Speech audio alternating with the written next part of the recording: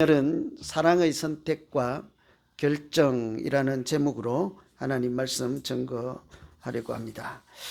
오늘 우리가 읽은 이 말씀은 회의에서 결정한 결정 내용을 편지로 보낸 일종의 편지입니다. 그래서 이 사도회의에서 어떻게 이런 결정을 해서 이런 일이 있었을까 한 주간 같이 고민하고 묵상한 내용으로 말씀을 전하려고 합니다. 여러분, 우리 인생은 선택과 결정의 연속이라고 하죠. 혹시 오늘 아침에 고민하신 분들 계십니까? 갈까 말까? 이런 고민을 하면 안 돼요. 어디를요? 교회를 주일인데 갈까 말까 고민하셨습니까? 제가 부끄러워서 조용히 얘기하는 거예요. 그런 고민은 하면 안 돼요. 주일날은 그냥 가는 거예요. 그런 거 말고 아파도 가는 거예요. 그러면 거기서 은혜를 만나요.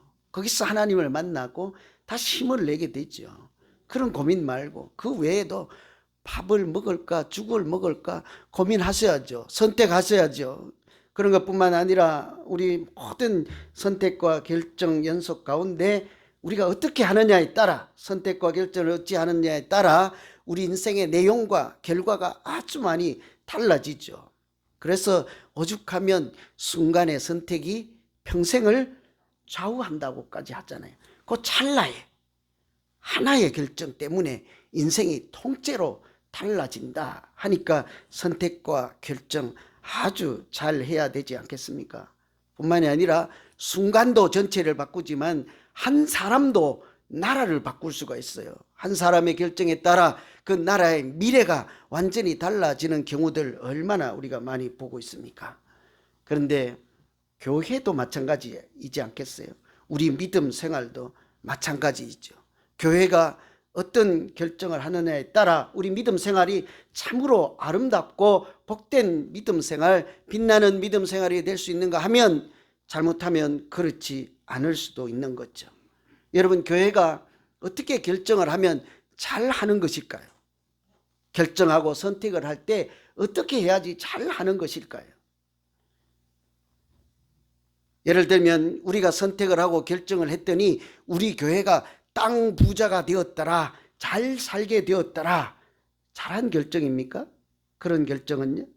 아니면 우리 교회가 결정을 하고 선택을 하고 그 선택에 따라 살았더니 많은 이 세상 사람들이 희망을 찾게 되고 많은 사람들이 우리 교회가 한 결정과 선택 때문에 위로를 얻게 되었더라. 어느 것이 우리 교회가 잘하는 선택일까요? 어느 것이 결정일까요? 좀 서운하고 아쉬우니까 두 개 다라고 지금 하시는 분이 계세요. 이것도 놓치고 싶지 않고 저것도 갖고 싶거든요. 욕심이지요. 그 중에 하나 택하라면 무엇일까요? 이걸 고민 한번 해보세요. 이 순간에 우리 교회가 잘하는 선택.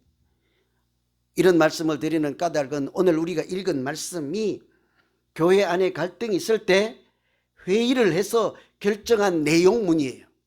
그 결정한 내용을 저 멀리 있는 교회에 전달해 주어야 하기 때문에 편지를 써서 보낸 편지 본문이지요.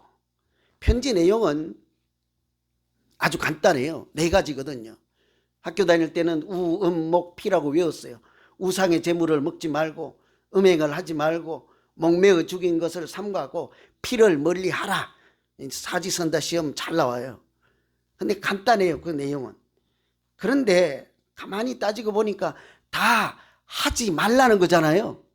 그쪽 교회 보고 우리가 결정했으니 이 4가지는 하지 마시오. 이렇게 하고 편지를 보냈는데 그 편지를 읽은 사람들이 뭐라고 하는 거 아니? 31절에 보면 이 편지를 읽고 그 위로한 말을 기뻐하더라. 뭐가 좀 이상하지 않습니까? 하지 말라고 했는데 그 위로의 말을 듣고 다 기뻐하였더라. 세상에 하지 말라고 하는데 기뻐할 사람 아무도 없어요. 여기 좀 이렇게 이제 연세가 드시고 하면 당뇨도 걸리고 혈압도 걸리잖아요. 그러면 잡수지 마세요 하면 뭐라요? 아니, 생각해서 당뇨 때문에 드시지 말라고 했더니 서운하다고 그래요. 싫다고 그러잖아요. 화를 내잖아요. 우리는 그것뿐만 아니라 뭐든지 하지 말라 하면 성질 나잖아요. 그런데 이 사람들은 웬일입니까? 하지 말라고 했는데 그것을 위로의 말씀으로 들었다. 사실은요, 권면의 말씀이라고 번역할 수 있는 거예요. 그런데 그 권면의 말씀을 위로의 말로 듣고 기뻐하였더라. 우리 교회가 이렇게 결정하면서, 이렇게 선택하면서 믿음 생활해야 되지 않겠습니까? 우리 가정에서 무슨 결정을 했더니 자녀들이 다 좋아하였더라. 그런 가정생활을 해야 되지 않겠냐고요. 어떻게 하면 우리 교회가 이렇게 멋있는 교회, 하지 말라고 해도 서로 기뻐하며 위로를 얻는 교회, 그런 믿음 생활을 우리가 할 수 있을까요? 첫째는 상대방을 인정하는 마음으로 선택하고 결정하면 서로 모두가 위로를 받을 수 있습니다. 선택하고 결정할 때는요, 상대방을 사랑하는 마음으로 해야 돼요. 상대방을 인정하는 마음을 먼저 가지고 그리고 나서 고민하고 기도하고 결정하고 선택해야 모두를 살리는 선택을 할 수 있지 않겠습니까? 오늘 우리가 읽은 23절에 보면 사도와 장로된 형제들은 안디옥과 수리아와 길리기아에 있는 이방인 형제들에게 문안하노라. 여러분 잘 한번 다시 들어보세요. 사도와 장로된 형제들은 안디옥과 수리아와 길리기아에 있는 이방인 형제들에게 문안하노라. 어때요, 느낌이? 이거 들으면요, 울어야 돼요. 이 당사자들은요, 너무너무 감격적인 얘기예요. 사도와 장로된 형제들이라고 해요. 편지 쓰는 사람을. 자기들을 소개하기를 우리는 당신들의 형제입니다. 뿐만 아니라 그 편지를 앞으로 읽게 될 수신자들을 이방인 형제들에게 문안하노라. 거기 보면 이방인이라고 하잖아요. 이 예루살렘에 있는 사도들은 이방인을 사람 취급도 하지 않다고요. 그들이 이방인인 것도 알고 있어요. 그럼에도 불구하고 그들을 뭐라고요? 이방인 형제들이다. 우리는 당신들의 형제요. 당신들도 우리의 형제들입니다. 상대방을 인정하면서 편지를 쓰지 않겠어요? 그것도 그 뒤에 가면 사도 바울은 이렇게 얘기를 해요. 사도 바울은 그쪽 교회에서 온 사람이잖아요. 이쪽 교회에 있는 사람들이 편지를 쓸 때 뭐라고 하는 거니? 당신들 대표로 온 사랑하는 바울과 바나바라고 해요. 사랑하는 목사님하고 한 분이라도 저에게 그렇게 불러보았습니까? 한 명도 없어요. 카톡을 써도 그렇게 쓰는 사람 한 명도 없어요. 그 무서워요, 그냥. 그런데 이 사람들은 저 먼 데서 시골에서 올라온 사람들이 다 무시하고 인정도 하지 않는 그 사람을 향해서 사랑하는 사도 바울과 사랑하는 바울, 또 편지를 받는 그 교회 모든 성도들을 뭐라고 하니? 이방인 형제들에게 우리도 당신들의 형제입니다. 이 얘기는요, 함부로 할 수 없는 얘기예요. 기적 같은 일이에요. 생각을 해보세요. 편지를 쓰고 있는 사도 바울, 이 장로들은 예루살렘에 있어요. 저 사람들은 시골에 있어요. 이 사람들은 수도에 있는 사람들이에요. 성전이 있는 예루살렘에 있는 사람들이에요. 유대인들이에요. 저 사람은 이방인들이에요. 그냥 같이 밥도 먹지 않는 그런 사람들을 향해서 우리는 당신들의 형제요. 당신들도 우리들의 이방인이지만 우리들의 형제들입니다. 편지를 쓰는 첫머리부터 나는 당신들을 사랑합니다 하고 편지를 쓰니까 그 뒤에 내용 읽어보지 않아도 어떤 내용인지 짐작할 수 있지 않겠어요? 우리가 이처럼요, 나 자신을 다른 사람에 소개할 때 어떻게 소개하느냐에 따라 상대방을 아주 존중하는 표현이 될 수 있는가 하면, 반대로 내가 나를 소개하는데 상대방을 무시하는 소개가 될 수 있고, 또는 상대방을 인정하지 않아서 교만한 자로서 하는 소개가 얼마든지 될 수가 있는 거예요. 나는 자랑이라고 하지 않았는데, 저 얘기 아니에요. 오해하지 마세요. 나는 학교 다닐 때 다 A 맞았어요. A 플러스 맞았어요. 자랑하려고 한 거 아니에요. 그럼에도 불구하고 내 얘기 아니라고 했어요. 또 항의하지 마시고. 그렇게 자기를 소개하다 보면 우연히 그렇게 할 수 있잖아요. 그래도 그것은 상대방이 들으면 나는 밤새고 공부했는데도 그렇게 못했걸랑? 자연스럽게 하는 나를 어떻게 표현하느냐에 따라 그것이 자연스럽게 상대방에게는 기분 나쁜 소식이 될 수도 있고 기분 나쁜 소개가 될 수도 있고 무시하고 교만한 태도가 얼마든지 될 수 있어요. 그러니 우리는 다른 사람을 부르는 호칭부터 인정하는 표현, 사랑하는 말로 상대를 부르기만 해도 그것이 서로에게 큰 위로가 될 줄 믿습니다. 잘 안 부르려고 하면도 안 돼요. 그죠? 상대방 부를 때요, 생각하고 부르세요. 교회에서 여러분 서로 인사할 때 아줌마라고 부르세요. 너무 급해서 불렀다고 그러지 마세요. 여러분 교회에서 부를 때 이름을 몰라가지고 어이 아저씨 그래 부르세요. 그렇게 하면 안 돼요. 가끔은 여러분 교회에서 저 사람 좀 생각해 주면서 부른다고 해서 사장님하고 혹시 부르세요.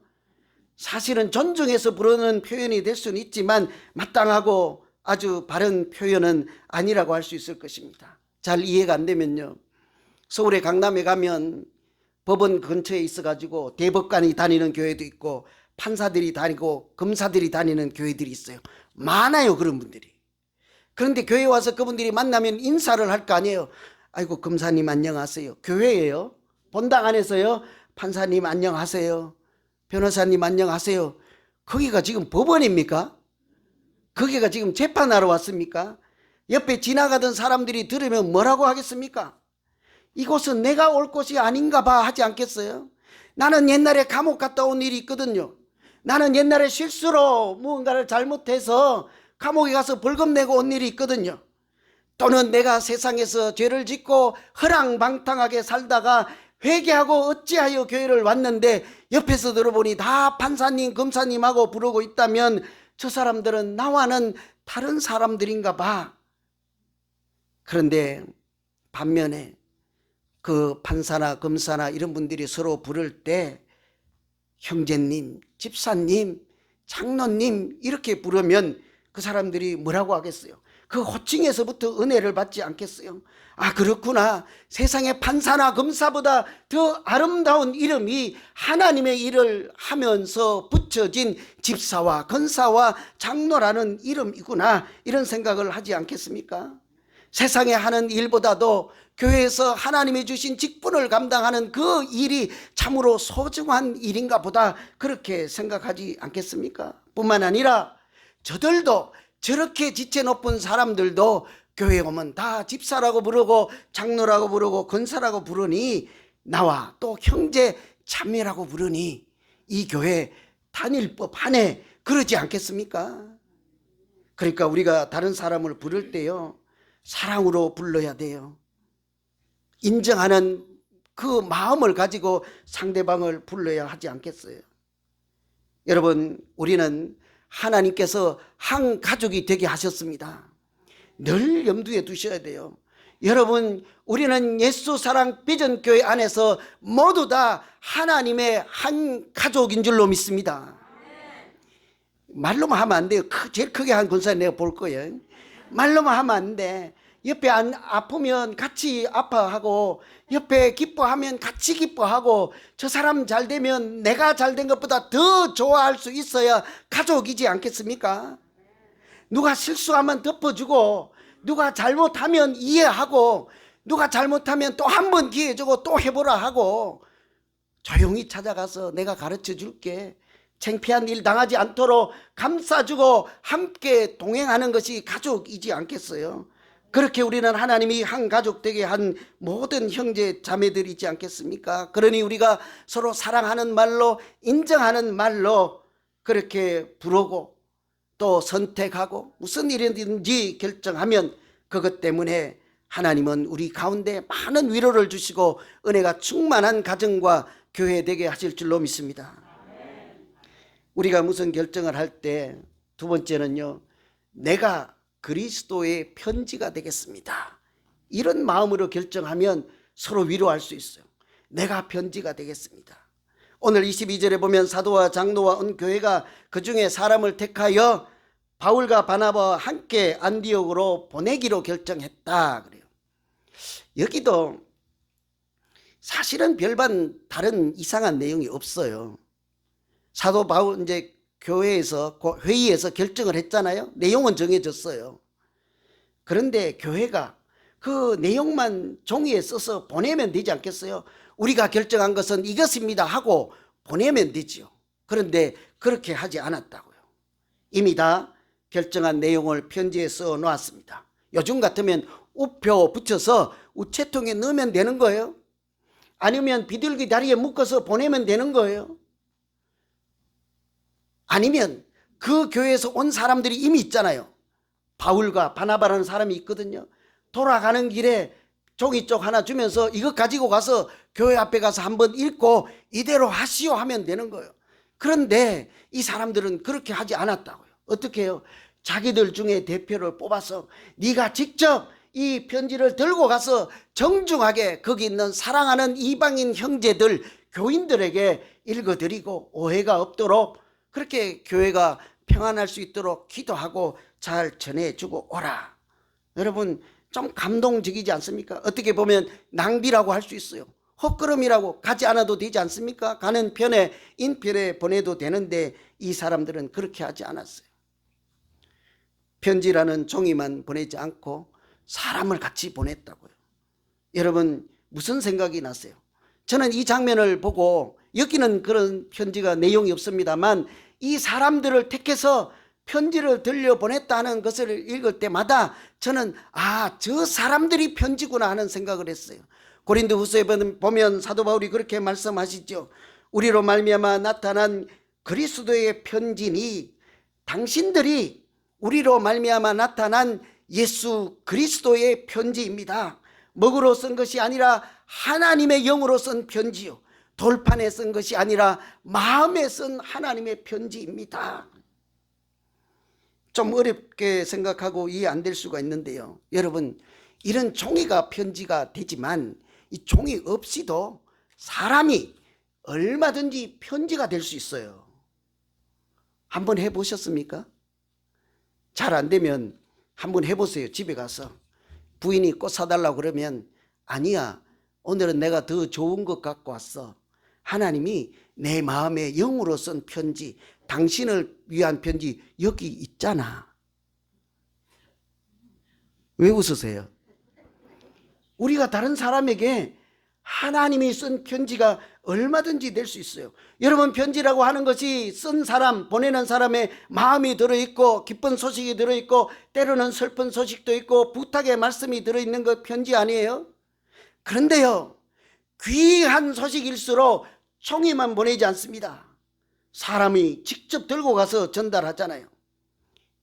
그 소식이 무거우면 무거울수록 더 지체 높은 사람들을 뽑아서 그 사람 편의 소식을 직접 전하지 않아요? 이해가 되지 않으면 간혹 사극을 한 번씩 보세요. 왕의 편지를 전달할 때 비둘기 다리에서 묶어서 보내지 않습니다. 말꼬리에 이렇게 달아서 때리면 가서 전달해 주지 않습니다. 어떻게 해요? 그걸 가지고 한참 회의를 해요. 이번에 이 중요한 편지를 들고 누가 갈까? 이 왕의 편지를 들고 누가 갈까? 때로는 그것을 들고 외국 다른 나라에까지 가잖아요. 그 편지 들고 가보세요. 다른 나라에서도 그 사람을 함부로 대하지 않습니다. 왕의 편지를 전하는 사람이라고 해서 특사라고 하지 않습니까? 여러분 사람의 편지를 들고 가도 함부로 대하지도 않고 특별한 사람이라고 그렇게 융숭한 대접을 하는데 우리가 어떤 사람이에요? 여기 예수 이름으로 예배드리는 우리가 어떤 사람입니까? 하나님이 영으로 쓴 편지를 가지고 있는 하나님의 편지가 된 사람들이 바로 우리 믿는 사람들이지 않겠어요? 아주 특별한 사람들이에요. 여기 있는 한 분 한 분이 누군가에는 하나님이 영으로 쓴 편지, 하나님의 마음과 하나님의 사랑과 하나님의 은혜를 가득 담고 누군가에게 가서 전하라고 하나님이 보내신 편지 같은 사람들이지 않겠어요? 그런 거 보면요, 예수 믿는 사람은 자기 자신도 소중하게 여겨야 돼요. 누군가에게 가서 전해드려야 하는 편지인데 자기가 자기 몸 다 찢어버려. 자기가 자기 몸 다 적게 만들어. 세상에 적게 만들고 죄에 적게 만들고 어찌 가서 그 편지를, 어찌 가서 그 하나님의 사랑과 은혜를 잘 우리가 그렇게 전할 수 있겠습니까? 하나님은 구원의 소식을 전하기 위해서 우리를 편지로 보내시고 성령으로 편지를 써서 다른 사람들에게 구원의 소식을 전하게 하셔서 나는 그리스도의 나는 하나님의 편지입니다. 우리가 이런 마음으로 무엇을 선택하든지 결정하기만 하면 하나님께서는 우리를 통해서 다른 사람이 위로받게 하실 줄로 믿습니다. 오늘이 종교개혁 기념주일이잖아요. 504년 전 1517년에 종교개혁을 했던 그 지도자 중에 한 사람이 루터잖아요. 그 사람이 이렇게 말을 했다고요. 그리스도인은, 예수 믿는 사람은 성경을 보고 성경을 읽고 하나님을 믿고, 세상 사람들은 그리스도인을 보고 예수를 믿는다 그랬어요. 무슨 말이에요? 교회 다니는 사람들은 성경책을 보고 하나님 말씀을 보고 믿음이 자라고 영혼의 양식을 먹고 하나님을 점점 더 자꾸 더 알게 되고 믿음이 자라게 되잖아요. 그런데 세상 사람들은 어떻게 한다고요? 그들은 성경책이 없어요. 하나님 말씀이 없어요. 하나님이 쓴 편지, 우리 속에 영으로 쓴 편지인 우리를 보고 그들이 하나님을 만나고 예수를 믿게 된다 하는 말씀이지 않겠습니까? 우리가 편지라니까요. 그래도 정말 믿지 못하거든 집에 가서 꼭 한번 해보세요. 여보, 오늘 하나님이 이 가정에 귀한 선물을 보냈어. 내가 그 하나님이 보낸 편지야. 나가라 그러면 우리 집으로 오세요. 네? 아멘 할 거예요. 믿음 있는 사람이면 아멘 할 거예요. 그렇게 안 되거든요. 이튿날 기도 많이 하고, 여보, 당신이 나에게 보내준 하나님의 사랑의 편지였어. 내가 일생 그것을 고맙게 여기고 감사히 여기면서 살게. 미처 몰랐네. 안 쫓아낼 거예요. 틀림없이 안 쫓아낼 거예요. 여러분, 우리는 누구에게든지 어느 가정에 가서든지요, 얼마든지 사랑의 편지가 될 수 있습니다. 소망의 편지도 될 수 있고 믿음의 편지도 될 수 있습니다. 병들어서 신음하는 가정들에 가서 내가 찾아가서 그들이 하나님의 은혜를 같이 나눌 수 있게만 되면 우리가 하나님의 편지 되지 않겠어요? 능력의 편지도 될 수 있습니다.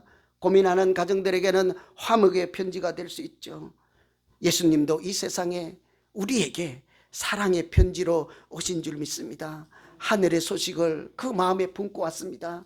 구원의 소식을 우리에게 전하기 위해서 하나님은 종이를 보내지 아니하고 글자를 보내지 아니하고 사람으로 예수 그리스도 하나님의 아들을 우리에게 보내주신 줄로 믿습니다.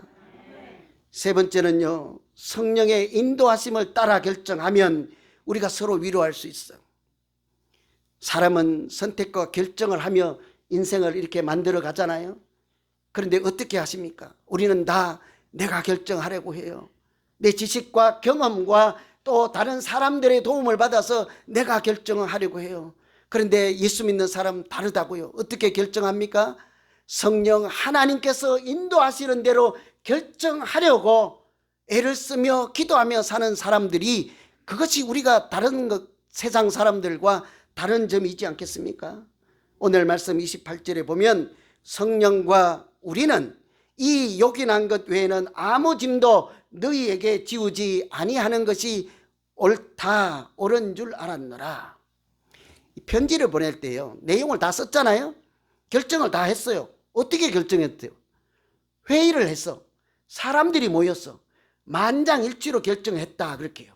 그런데 뭐라고 합니까? 이제 마지막에 성령과 우리는 이렇게 하는 것이 옳은 줄을 알았노라.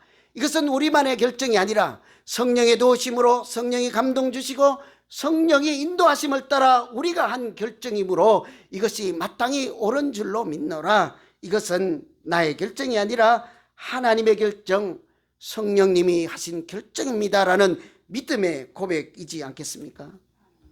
여러분, 요즘 무엇을 결정 못해서 고민하고 있어요? 그렇게 방황하고 있습니까? 그때마다 이렇게 기도해야 되지 않겠어요?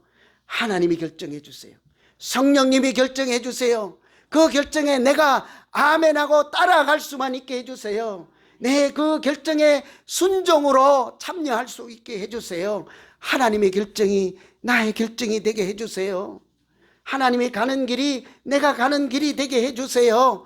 아무런 어떤 고통 고난이 있을지라도 후회하지 않고 가겠나이다. 이것이 우리 믿는 사람이지 않겠어요?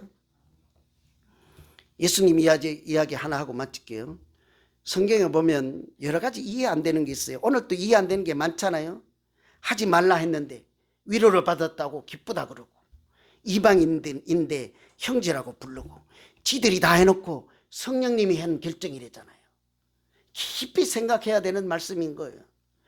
마태복음 4장에 보면 성령님이 예수님을 광야에 보냈다 그래요. 그대로 읽어드리면 그때 예수께서 성령에게 이끌려 마귀에게 시험을 받으러 광야로 갔다 그래요. 예수께서 성령에 이끌려서 마귀에게 시험을 받으려고 광야에 갔다. 뭐가 이상하세요, 여러분? 여러분 믿음으로는 뭐가 이상하세요? 왜 성령님이 예수님을 시험받는 광야로 이끌어 가시냐고요? 말이 안 되잖아요.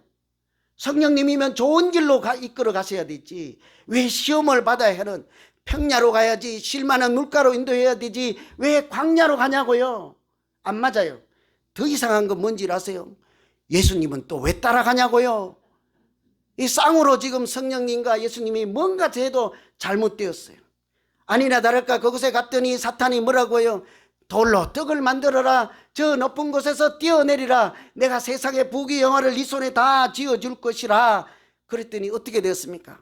성령님께서 인도했을 뿐만 아니라 그곳에 그 사탄 마귀와 대적을 하여서 예수님께서 처음부터 이 땅에 오신 사역을 감당할 수 있도록 추워도 흔들림이 없이 사탄아 물러가라 이렇게 했을 때 사탄은 떠나가고 마지막에 어떻게 되었다고요? 결론이 무엇입니까? 그 내용에 천사가 수종을 들었더라 하잖아요. 성령의 결정하심에 예수님은 한마디도 하지 않았습니다.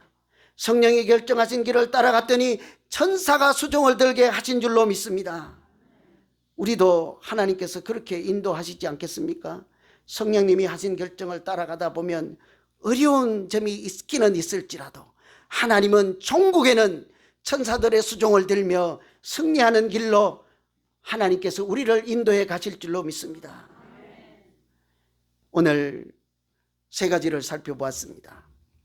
무언가를 하긴 했는데 그것 때문에 다른 사람이 위로를 받았대요. 믿음 생활을 그렇게 해야 되지 않겠냐고요. 우리가 다음 주일에 야외 예배를 가기로 몇 달을 두고 1년 넘게 기도하고 고민하고 할까 말까 하며 성령 하나님의 인도하심을 따라 결정했는데 이 결정으로 모든 사람이 위로받는 결정이 되어야 하지 않겠냐고요. 가정에서 내가 선택을 하고 결정을 했더니 그것 때문에 하지 말라 했는데도 모든 가족이 행복해하고 우리가 그렇게 살아보자 하는 믿음 생활 우리가 해야 되지 않겠냐고요. 하나님께서 그렇게 우리에게도 말씀하십니다. 너에게 소원을 두고 행하시는 분은 하나님이시라 하지 않았어요. 그 하나님의 인도하심을 따라 선택하고 결정해서 그것 때문에 많은 사람이 위로받고 은혜 충만한 우리 각자의 믿음 생활되고 우리 가정과 교회 되기를 간절히 소망합니다. 기도하겠습니다. 하나님 아버지, 참 많은 일들이 있고 고민하고 결정하고 선택해야 될 때마다 주저하지 않을 수가 없습니다. 두려워하지 않을 수가 없습니다. 하나님, 그때마다 상대방을 인정하고 사랑하는 마음으로 결정하고 선택하게 하시고 성령 하나님께서 인도해 가는 방향으로 따라가게 하시고 그 결정 때문에 모든 사람이 소망을 다시 찾게 하시고 생명을 회복하는 우리의 선택과 사랑의 결정이 되게 하여 주시옵소서. 예수님 이름으로 기도하옵나이다. 아멘.